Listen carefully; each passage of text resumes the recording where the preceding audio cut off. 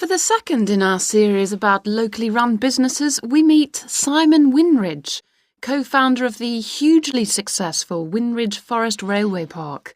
Welcome, Simon.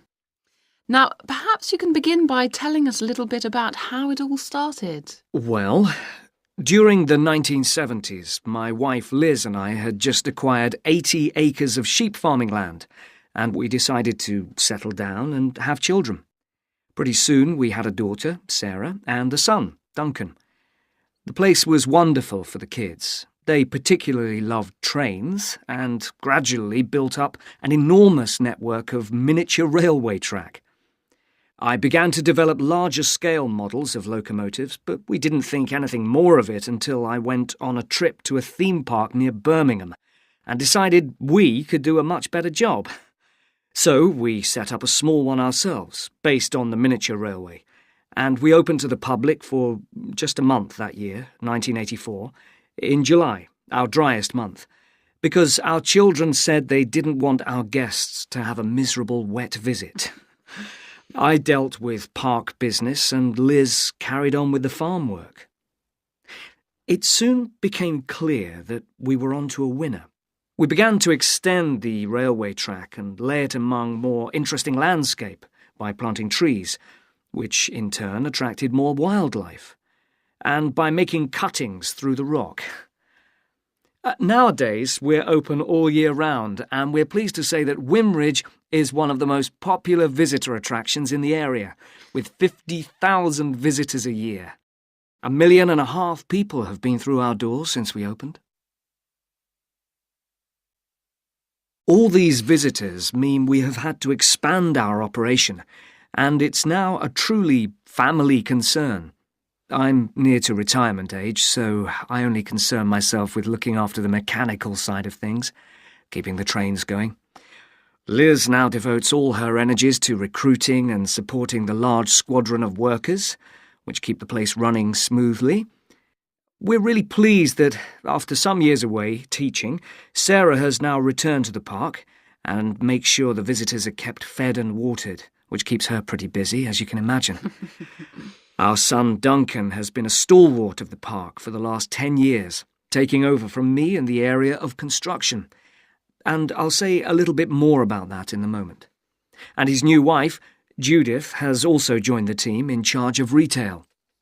That's becoming a tremendous growth area for us. A lot of people want to buy souvenirs. Mm-hmm. So have you finished your development of the site for the moment? Not at all. We're constantly looking for ways to offer more to our visitors. The railway remains the central feature, and there's now 1.2 kilometres of the line laid, but we'd like to lay more. Because of the geology of the area, our greatest problem is digging tunnels, but we're gradually overcoming that. We're also very pleased with a new installation of the go-kart arena, which is 120 square metres in area. Again, the problem is the geology. We had to level the mounds on the track for safety reasons. We wanted to enable 5 to 12-year-olds to use the go-karts. And the main attraction here is the Formula One kart. We've known fights to break out over who gets it. And then, finally, to our most recent development, which is the landscape swimming pool. Ah, Caroline.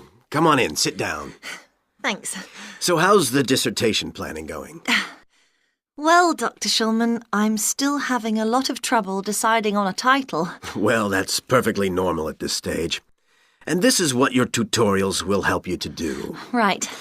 What we'll do is jot down some points that might help you in your decision. First of all, you have chosen your general topic area, haven't you? Yes, it's the fishing industry. Oh, yes, that was one of the areas you mentioned. Now, what aspects of the course are you good at? Well, I think I'm coping well with statistics, and I'm never bored by it. Good. Anything else? Well, I found computer modelling fascinating. I have no problem following what's being taught, whereas quite a few of my classmates find it difficult. Well, that's very good. Do you think these might be areas you could bring into your dissertation? Oh, yes, if possible. It's just that I'm having difficulty thinking how I can do that. You see, I feel I don't have sufficient background information. I see. Well, do you take notes? I'm very weak at note-taking.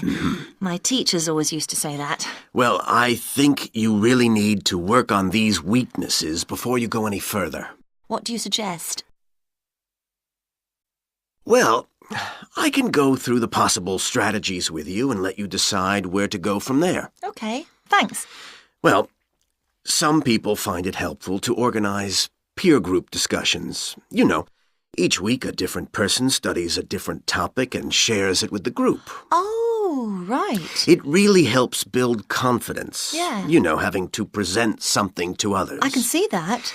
The drawback is that everyone in the group seems to share the same ideas. They keep being repeated in all the dissertations. Okay. You could also try a service called Student Support. It's designed to give you a structured program over a number of weeks to develop your skills. Sounds good. Yes. Unfortunately, there are only a few places. Ah. But it's worth looking into. Yes, of course. I know I've got to work on my study skills. And then there are several study skills books you can consult. Right. They'll be a good source of reference. But the problem is, they are sometimes too general. Yes, that's what I've found.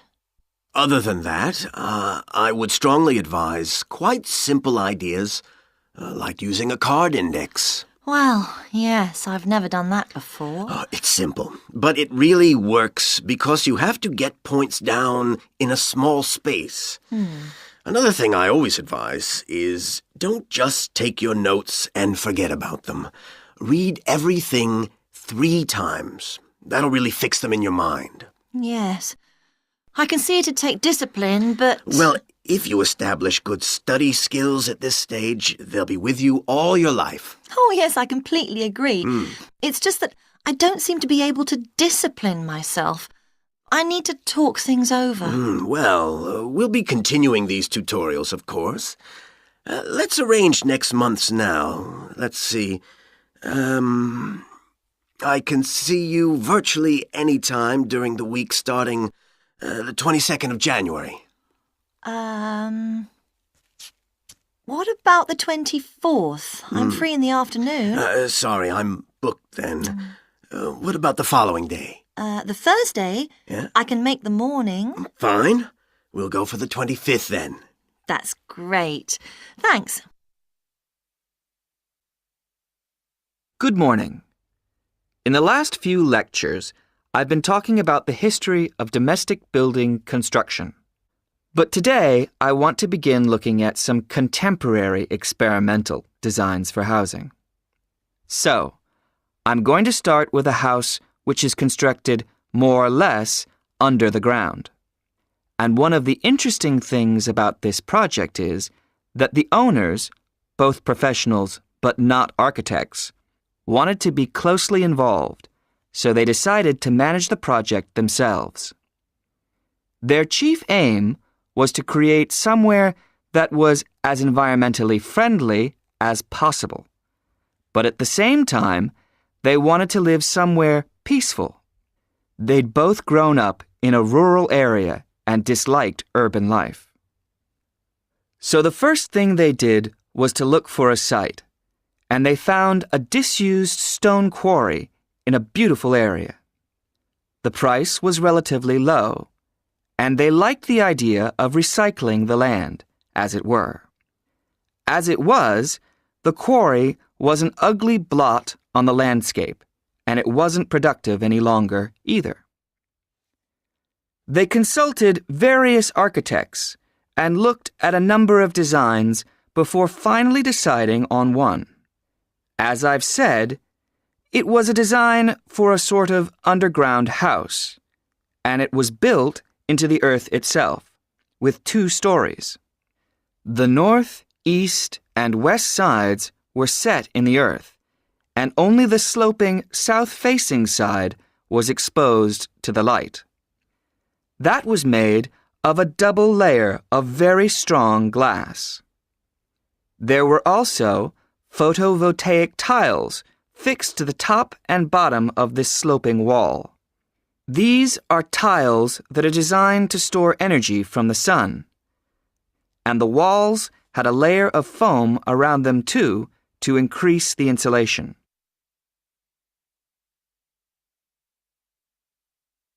Now, what is of interest to us about this project is the features which make the building energy efficient.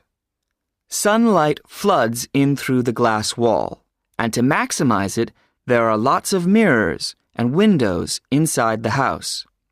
That helps to spread the light around. So that's the first thing. Light is utilized as fully as possible. In addition, the special tiles on the outside convert energy from the sun and generate some of the house's electricity. In fact, and it is possible that in future the house may even generate an electricity surplus, and that the owners will be able to sell some to the national grid. As well as that, wherever possible, recycled materials have been used. For example, the floors are made of reclaimed wood, and the owners haven't bought a single item of new furniture. They just kept what they already had. And then there's the system for dealing with the waste produced in the house. This is dealt with organically. It's purified by being filtered through reed beds which have been planted for that purpose in the garden. So the occupants of the house won't pollute the land or use any damaging chemicals. It's true that the actual construction of the house was harmful to the environment, mainly because they had to use massive amounts of concrete, one of the biggest sources of carbon dioxide in manufacturing. And, as you know, this is very damaging to the environment. In total, the house construction has released 70 tons of carbon dioxide into the air. Now that's a frightening thought. However, once the initial debt has been cleared, and it's been calculated that this will only take 15 years, this underground house won't cost anything, environmentally I mean, because unlike ordinary houses, it is run in a way that is completely environmentally friendly. So, eco-housing like this is likely to become much more. Hello? Hi, it's Laura Carlton here. We've just arrived at the holiday flat, but I can't get the hot water and heating to work. Oh, right. That's easy. Don't worry. In the upstairs cupboard, you'll find the water heater. You'll see 3 main controls on the left at the bottom of the heater. The first one, the round one on the far left, is the most important one for the heating and hot water. It's the main control switch. Make sure it's in the on position. The switch itself doesn't light up, but the little square below will be black if the switch is off. That's probably what's happened. It's got switched off by mistake. The middle one of these 3 controls, you'll see it's slightly larger than the first one, controls the radiators. If you feel cold while you're there and need the radiators on, this needs to be turned to maximum. The last of the 3 controls, the one on the right, is usually on about a number 4 setting, which for the water in the taps is usually quite hot enough. Below the heating controls in the middle is a small round plastic button. If there isn't enough water in the pipes, sometimes the heater goes out. If this happens, you'll need to press this button to reset the heater. Hold it in for about 5 seconds and the heater should come on again. Then there's a little square indicator under the 3rd knob that's a kind of alarm light. It'll flash if you need to reset the heater. It sounds complicated. I'm sure you won't have any problems with it. There should be some more instructions on the side of the heater. Call me back if you can't make it work. OK. While you're on the phone, we haven't managed to find a few things we need, like extra pillows for the beds and some washing powder. Is there any here? Pillows? Yes. If you look in the cupboard, the large white one upstairs, To the left of the bathroom door, there should be 4 or 5 on the top shelf. And if you want to do some washing, there's some powder for that, probably by the back door. There's a kind of shelf there above the sink. In fact, I'm sure there's some there in a large blue box.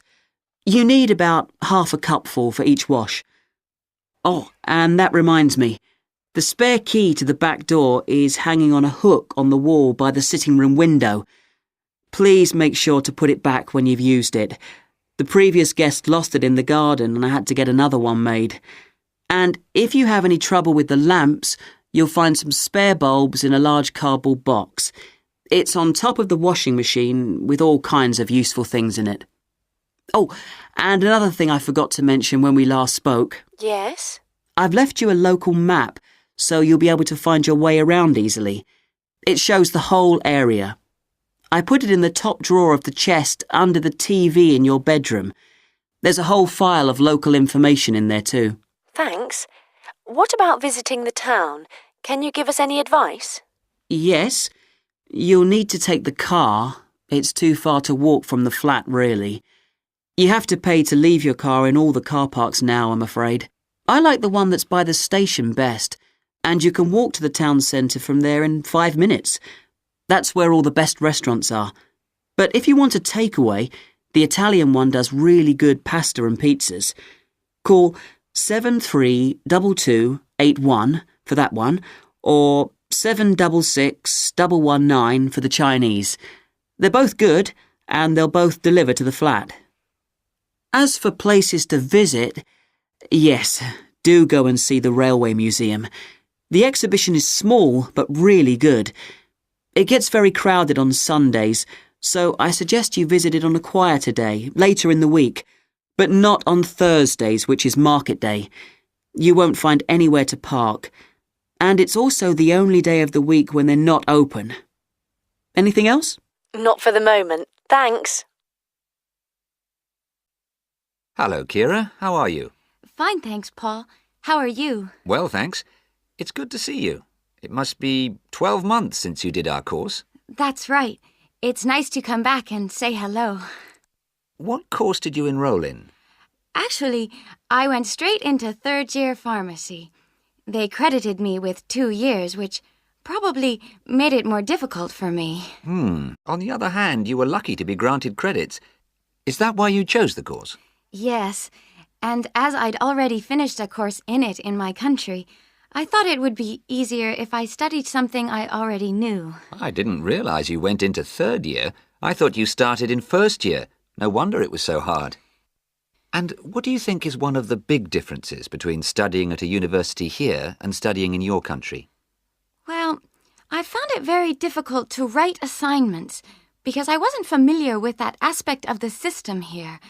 The main problem is that the lectures expect you to be critical. That made me feel really terrible.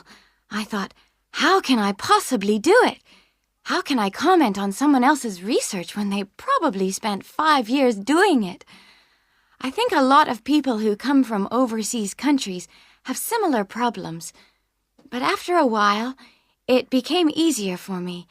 People expect you to have problems with the process of reading and writing, but in fact, it is more a question of altering your viewpoint towards academic study.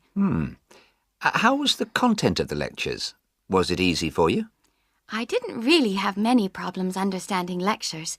The content was very similar to what I'd studied before. And what about the lecturers themselves? Are they essentially the same as lecturers in your country? Well, actually, no. Here they're much easier to approach. After every lecture, you can go and ask them something you didn't understand, or you can make an appointment and talk to them about anything in the course. Maybe you found them different because you're a more mature student now, whereas when you were studying in your country, you were younger and not so assertive.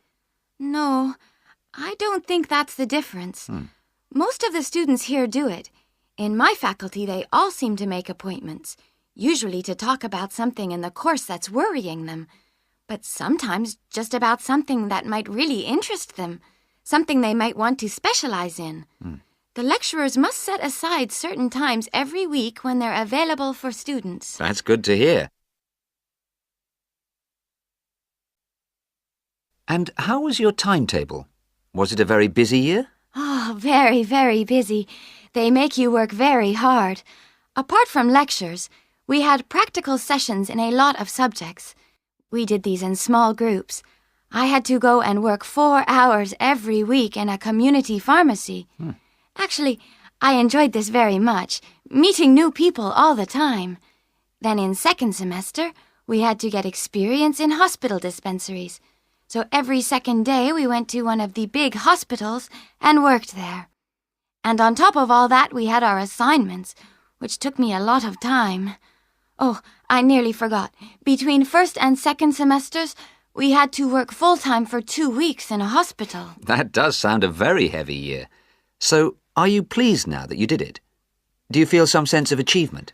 Yeah, I do feel much more confident, which I suppose is the most important thing. And have you got any recommendations for people who are studying from overseas? Well, I suppose they need very good English. It would be much better if they spent more time learning English before they enter the university, because you can be in big trouble if you don't understand what people are saying and you haven't got time to translate. Anything else? Well, as I said before, the biggest problem for me was lack of familiarity with the education system here. It sounds as if it was a real challenge. Congratulations, Kira. Thanks, Paul. Good afternoon, everyone. Well, with some of you about to go out on field work, it's timely that in this afternoon's session I'll be sharing some ideas about the reasons why groups of whales and dolphins sometimes swim ashore from the sea right onto the beach and, most often, die in what are known as mass strandings.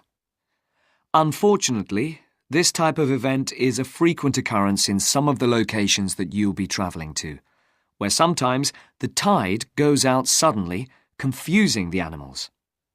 However, there are many other theories about the causes of mass strandings. The first is that the behaviour is linked to parasites.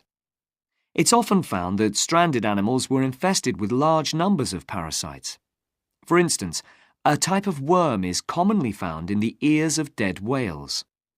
Since marine animals rely heavily on their hearing to navigate, this type of infestation has the potential to be very harmful. Another theory is related to toxins, or poisons. These have also been found to contribute to the death of many marine animals. Many toxins, as I'm sure you're aware, originate from plants or animals. The whale ingests these toxins in its normal feeding behaviour, but whether these poisons directly or indirectly lead to stranding and death seems to depend upon the toxin involved. In 1988, for example, 14 humpback whales examined after stranding along the beaches of Cape Cod were found to have been poisoned after eating tuna that contained saxitoxin, the same toxin that can be fatal in humans.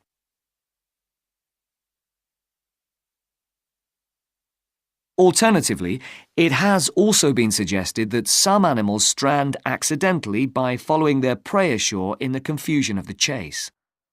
In 1995, David Thurston monitored pilot whales that beached after following squid ashore. However, this idea does not seem to hold true for the majority of mass strandings because examination of the animal's stomach contents revealed that most had not been feeding as they stranded. There are also some new theories which link strandings to humans. A growing concern is that loud noises in the ocean cause strandings. Noises such as those caused by military exercises are of particular concern and have been pinpointed as the cause of some strandings of late. One of these, a mass stranding of whales in 2000 in the Bahamas, coincided closely with experiments using a new submarine detection system. There were several factors that made this stranding stand out as different from previous strandings. This led researchers to look for a new cause. For one, all the stranded animals were healthy. In addition, the animals were spread out along 38 kilometres of coast, whereas it's more common for the animals to be found in a group when mass strandings occur. A final theory is related to group behaviour. and suggests that sea mammals cannot distinguish between sick and healthy leaders, and will follow sick leaders, even to an inevitable death. This is a particularly interesting theory, since the whales that are thought to be most social, the toothed whales, are the group that strand the most frequently. The theory is also supported by evidence from a dolphin stranding in 1994. Examination of the dead animals revealed that, apart from the leader, all the others had been healthy at the time of their death.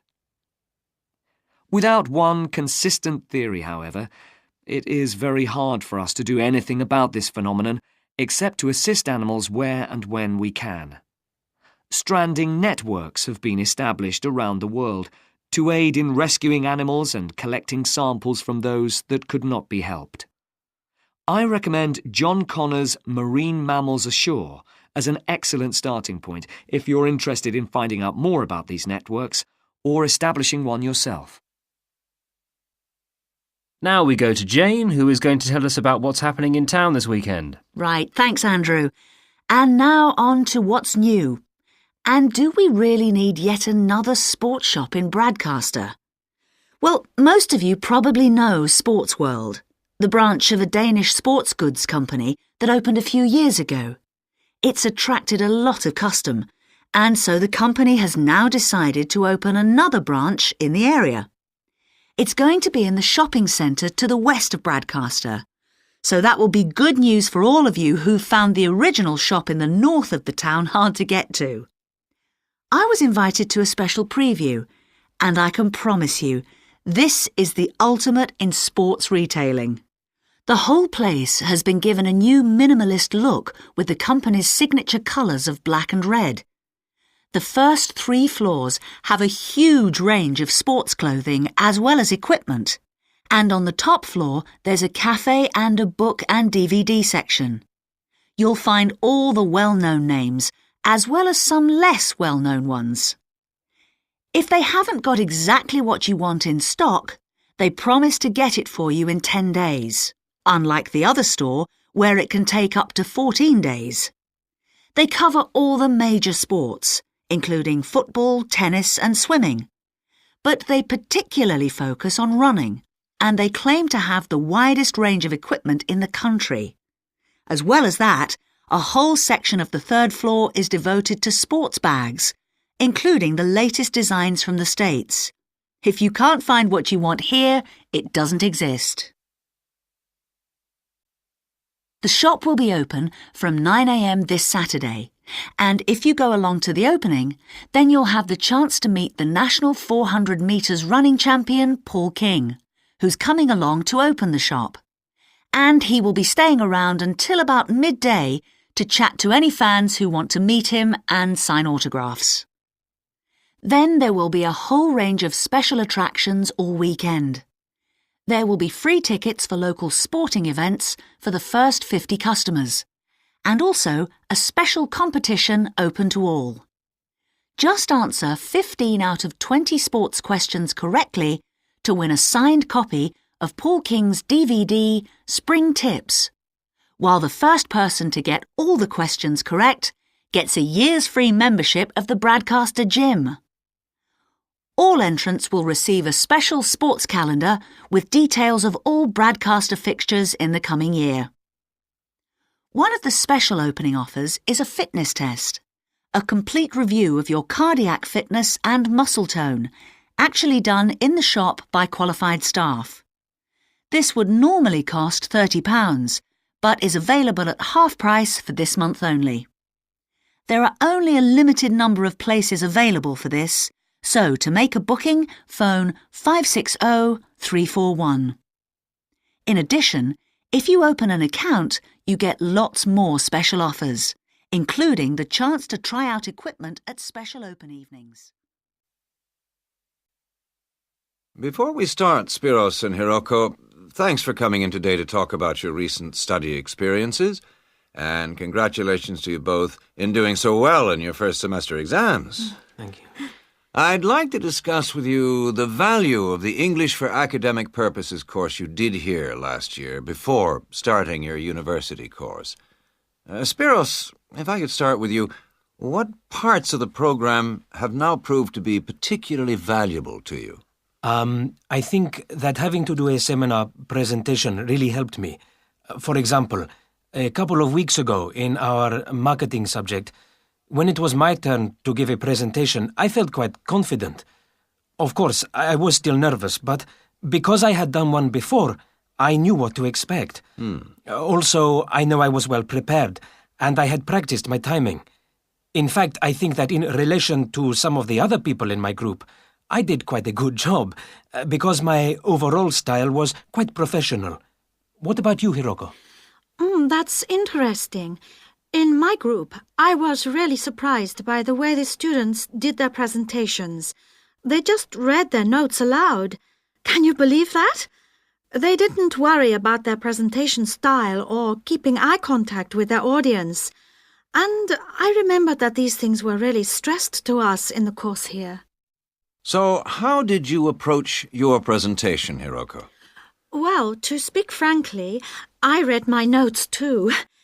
At the time, it was a relief to do it this way, but actually when I had finished, I didn't feel any real sense of satisfaction. I didn't feel positive about the experience at all. That's a pity. You know, although I was pleased with my presentation, I am not so pleased with my actual performance right now in the tutorials. During the whole semester, I've not said anything in our tutorial discussions. Not a word. Really, Spiros? Why's that? Do the other students talk too much? It's partly that, but it's mostly because I have had no confidence to speak out. Their style of speaking is so different. It's not the style we were used to during the course. They use so many colloquialisms. They're not very polite, and sometimes there seems to be no order in their discussion. Also, they are very familiar with each other, so because they know each other's habits, they can let each other into the discussion. You're right, Spiros. I've experienced that too. For most of this semester, I've said absolutely nothing in tutorials. But recently, I've been trying to speak up more, and I just jump in. And I've noticed an interesting thing. I've noticed that if they thought my point was interesting or new, then the next time they actually asked for my opinion. And then it was much easier for me to be part of the discussion. Oh, that's great, Hiroko. I hope that happens for me next semester. I'll have to work hard to find some interesting points. What helped you to find these ideas? I think that one thing that helped me with this was the reading. I've had to do so much reading this semester just to help me make sense of the lectures. At first, I couldn't understand what the lectures were talking about, so I had to turn to the books and journals. Every night I read for hours, using the lists of references that were given, and I made pages of notes. At breakfast, I read and read my notes again. This habit has helped me to follow the ideas in the lectures, and it's also given me some ideas to use in the tutorials. But I did so much reading anyway. I don't think there's any time left over for anything extra. My reading speed is still quite slow, though I'm much better at dealing with vocabulary than I used to be. What else do you think we could add to the course program to help with this reading problem? There's not really anything because it's my problem. I remember we were given long articles to read. We didn't like that, but now I realize that reading those long articles was good preparation for the things I need to read now. Also, in class, we regularly had speed reading tasks to do, and we kept a record of our reading speed, so the teachers were encouraging us to work on that. That's true, Spiros, but what we read could have been different. Sometimes in the English class, I felt frustrated when I had to read articles about the environment or health or education, because I wanted to concentrate on my own field, but we didn't read anything about engineering. So I think I wasted some time learning vocabulary I didn't need. But surely the strategies you were taught for dealing with that vocabulary were helpful? Yes, but psychologically speaking, I would have felt much better working on reading from my own field. What do you think, Spiros? Oh, I agree. That would have helped my confidence too, and I would have been more motivated. It was good, though, that we could work on our own topics when we wrote the research assignments. Okay. Let's move on to writing now. Good morning. Today I'd like to present the findings of our Year 2 project on wildlife found in gardens throughout our city. I'll start by saying something about the background to the project, then talk a little bit about our research techniques, and then indicate some of our interim findings. First of all, how did we choose our topic? Well, there are 4 of us in the group, and one day, while we were discussing a possible focus, 2 of the group mentioned that they had seen yet more sparrowhawks, one of Britain's most interesting birds of prey, in their own city centre gardens, and wondered why they were turning up in these gardens in great numbers. We were all very engaged by the idea of why wild animals would choose to inhabit a city garden. Why is it so popular with wildlife when the countryside itself is becoming less so? The first thing we did was to establish what proportion of the urban land is taken up by private gardens. We estimated that it was about 1/5, and this was endorsed by looking at large-scale usage maps in the town land survey office, 24% to be precise. Our own informal discussions with neighbors and friends led us to believe that many garden owners had interesting experiences to relate regarding wild animal sightings. So we decided to survey garden owners from different areas of the city. Just over 100 of them completed a survey once every 2 weeks for 12 months, ticking off species they had seen from a pro forma list, and adding the names of any rarer ones. Meanwhile, we were doing our own observations in selected gardens throughout the city. We deliberately chose smaller ones because they were by far the most typical in the city. The whole point of the project was to look at the norm, not the exception. Alongside this primary research on urban gardens, we were studying a lot of books about the decline of wild animals in the countryside and thinking of possible causes for this. So what did we find? Well, so much that I just won't have time to tell you about here. If you're interested in reading our more comprehensive findings, we've produced detailed graphic representations on the college website, and of course any of the group would be happy to talk to you about them. Just email us. What we've decided to present today is information about just 3 species because we felt these gave a good indication of the processes at work in rural and urban settings as a whole.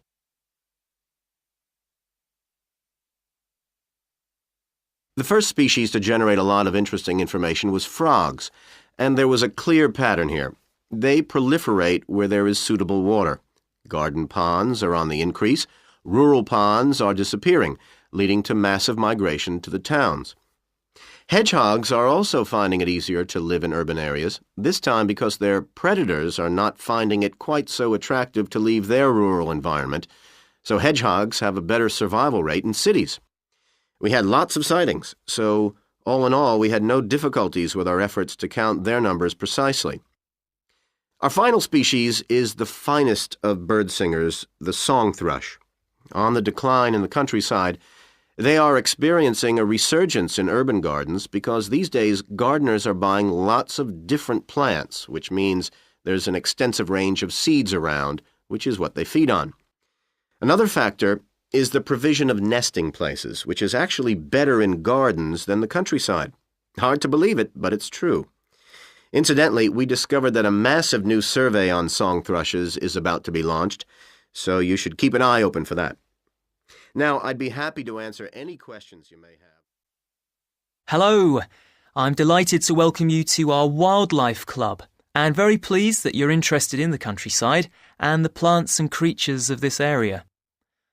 I think you'll be surprised at the variety we have here, even though we're not far from London. I'll start by telling you about some of the parks and open spaces nearby. One very pleasant place is Halland Common. This has been public land for hundreds of years, and what you'll find interesting is that the River Ouse, which flows into the sea 80 kilometres away, has its source in the common. There's an information board about the plants and animals you can see here, and, by the way, the common is accessible 24 hours a day. Then there's Holt Island, which is noted for its great range of trees. In the past, willows were grown here commercially for basket making, and this ancient craft has recently been reintroduced. The island is only open to the public from Friday to Sunday because it's quite small, and if there were people around every day, much of the wildlife would keep away. From there, it's just a short walk across the bridge to Longfield Country Park. Longfield has a modern replica of a farm from over 2,000 years ago. Children's activities are often arranged there, like bread making and face painting. The park is only open during daylight hours, so bear that in mind if you decide to go there. Longfield Park has a programme of activities throughout the year, and to give you a sample, this is what's happening in the next few days. On Monday, you can learn about herbs and how they've been used over the centuries. You'll start with a tour of our herb garden, practice the technique of using them as colour dyes for cloth, and listen to an illustrated talk about their use in cooking and medicine. Then on Wednesday, you can join local experts to discover the variety of insects and birds that appear in the evening. We keep to a small number of people in the group, so if you want to go, you'll need to phone the park ranger a few days ahead. There's a small charge which you should pay when you turn up. I'm sure you're all keen to help with the practical task of looking after the park, so on Saturday you can join a working party. You'll have a choice of all sorts of activities, from planting hedges to picking up litter, so you'll be able to change from one to another when you feel like it. The rangers will be hard at work all day, but do come and join in, even for just a short while.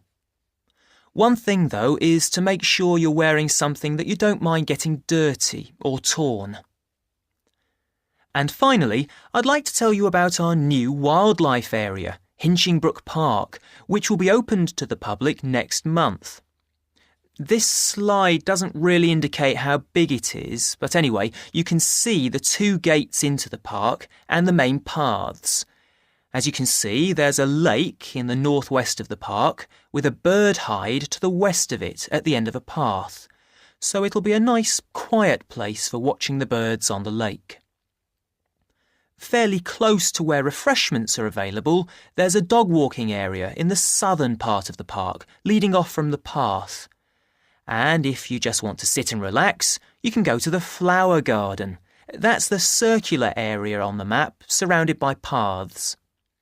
And finally, there's a wooded area in the western section of the park, between 2 paths.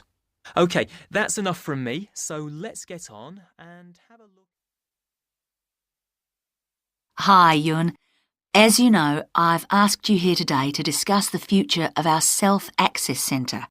We have to decide what we want to do about this very important resource for our English language students. So, can you tell me what the students think about this? Well, from the students' point of view, we would like to keep it.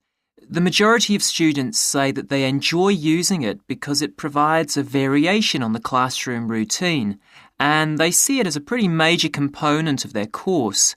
But we would like to see some improvements to the equipment, particularly the computers. There aren't enough for one each at the moment, and we always have to share. Well, yes, the teachers agree that it is a very valuable resource, but one thing we have noticed is that a lot of the students are using it to check their personal emails. We don't want to stop you students using it, but we think the computers should be used as a learning resource, not for emails.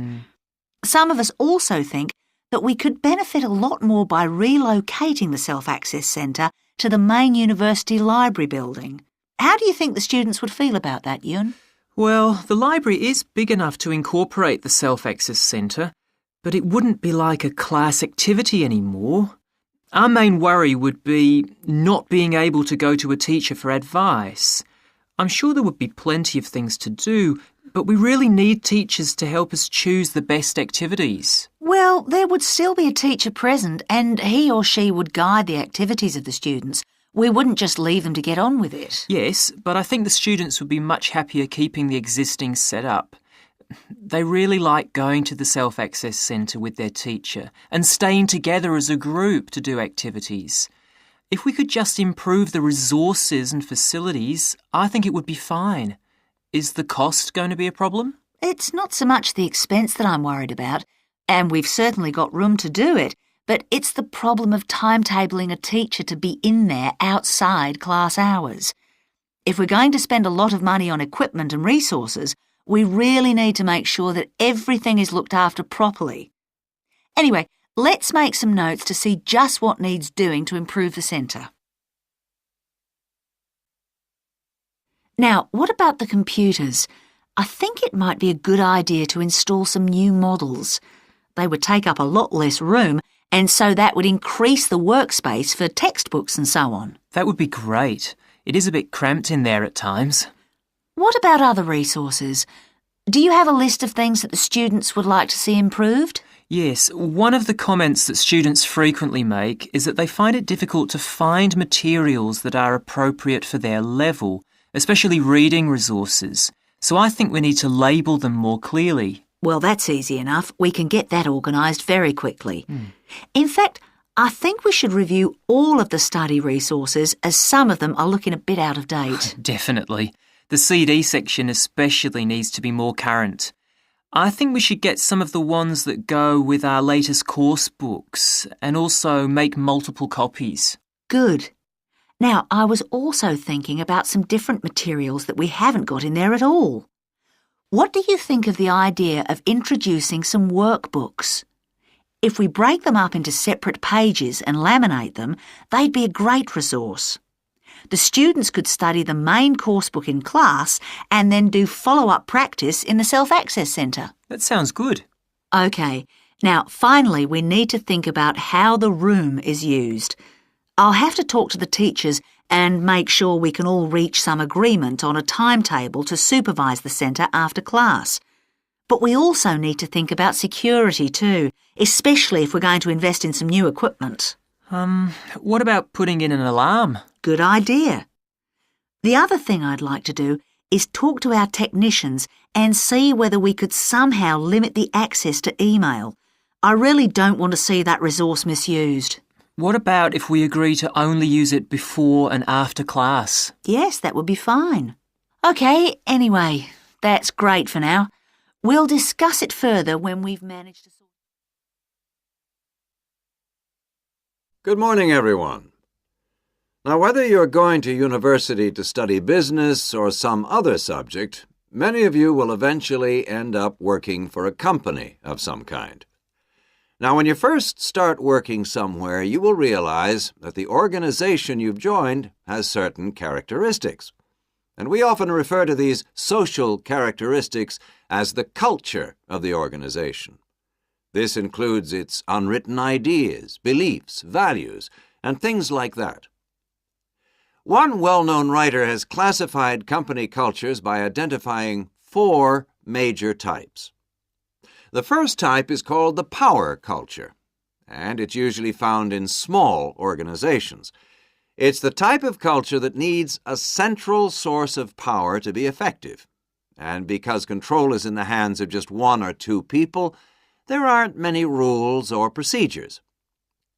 Another characteristic is that communication usually takes the form of conversations rather than, say, formal meetings or written memos.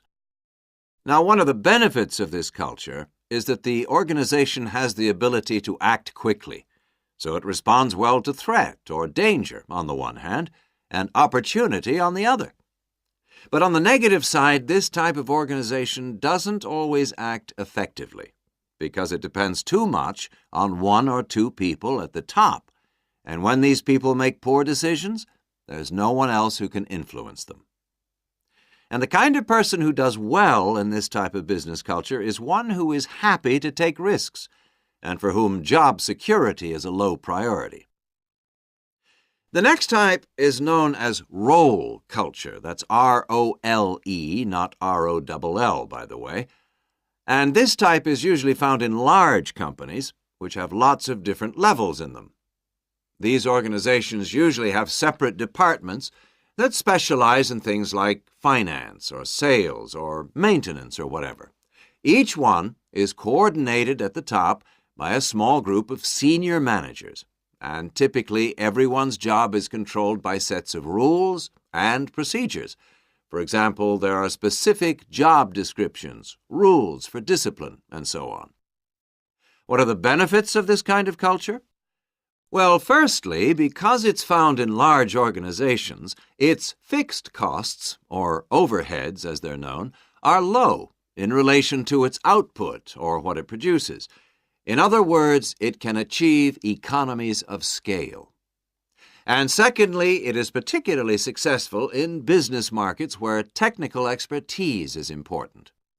On the other hand, this culture is often very slow to recognize the need for change, and even slower to react. What kind of person does this type of culture suit? Well, it suits employees who value security and who don't particularly want to have responsibility.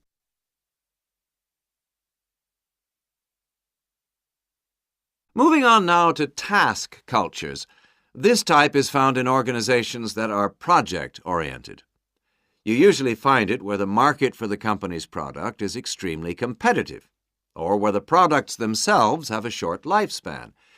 Usually, top management delegates the projects, the people, and other resources, and once these have been allocated, little day-to-day control is exercised from the top, because this would seem like breaking the rules. Now, one of the major benefits of this culture is that it's flexible, but it does have some major disadvantages, too. For instance, it can't produce economies of scale or great depth of expertise. People who like working in groups or teams prefer this type of culture. And finally, the fourth category is called the person culture. This type is quite unusual.